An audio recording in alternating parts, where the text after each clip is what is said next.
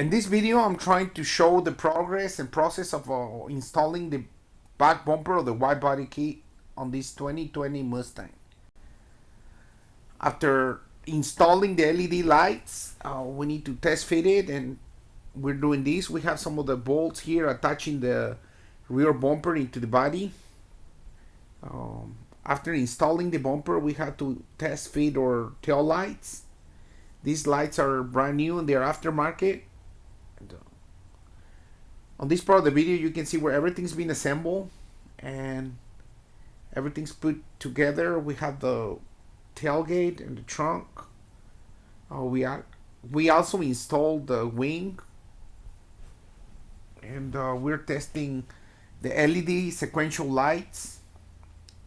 It's coming along pretty good. This is the finished product.